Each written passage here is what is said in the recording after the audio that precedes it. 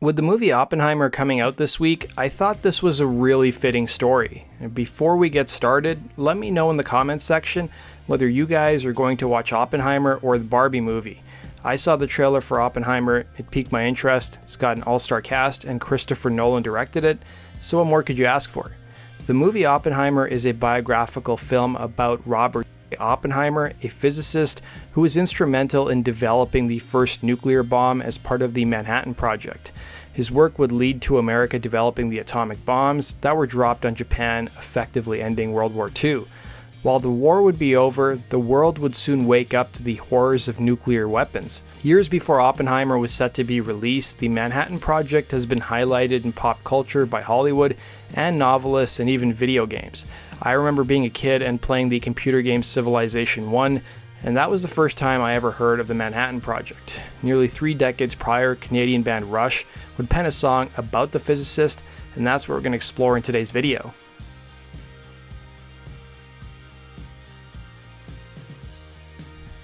By November of 1984, Rush had finished their tour to support their 10th album, Grace Under Pressure.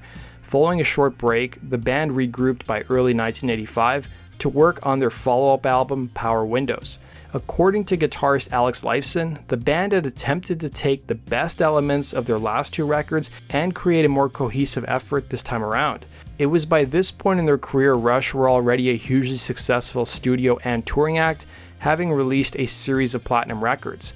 Guitarist Alex Lifeson would talk to Kerrang! Magazine in 1985, revealing the theme for Power Windows, stating, "Here we are dealing with different aspects of power, from the power of science and how we use it, through to the power we have over each other in our day-to-day relationships. It covers a broad spectrum of things, but power is the theme which runs throughout." The band had already ventured into the realms of science fiction with their 4th studio album, 1976's 2112. The album's lyrical content, like much of their albums, was the brainchild of drummer Neil Peart, who was a big fan of science fiction. Ahead of the band recording Power Windows, Peart would reveal that he had read up to 10 books about the Manhattan Project, as he really wanted to have a thorough understanding of the subject matter before penning the lyrics. Manhattan Project's lyrics contain 4 verses that are written from a factual point of view that cover 4 series of events leading up to the bombs being dropped. The first one is a time during the era of World War II. The second is a researcher representing Oppenheimer and other scientists around the world who were developing nuclear weapons in a race against each other. Number 3 was the Los Alamos research facility in New Mexico, in which American scientists carried out their work. Number 4 was the pilot Paul Tibbets, who dropped the bomb in Hiroshima.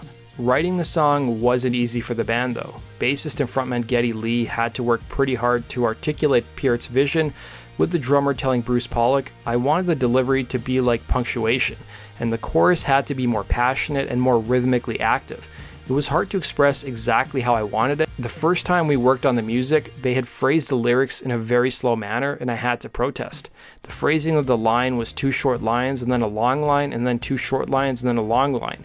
They were internal rhymes and internal relationships among the words, and within the delivery that had to remain intact for it to make sense at all. It was so carefully crafted that it couldn't be delivered any old way." Guitarist Alex Lifeson would echo these comments, telling Kerrang! "That was a difficult song to do. Actually, we had a lot of trouble with it. Neil especially had problems because he wasn't writing from an observer's point of view, rather he was taking facts, and he really researched it thoroughly and turning them into an objective point of view. But the song is about the power of science and technology and how we use it. It's also looking forward optimistically and trying to take the good with the bad, trying to use science to our advantage and securing our future. It's a very unfortunate situation, and it's too bad that we can't all live together in peace as one global family." While the song was never officially released as a single, it would still peak at number 10 on the Billboard Mainstream Rock chart. As for Power Windows, it would continue Rush's streak of platinum albums, giving the band their 8th in a row. That does it for today's video, guys. Thanks for watching, and we'll see you again in Rock and Roll True Stories.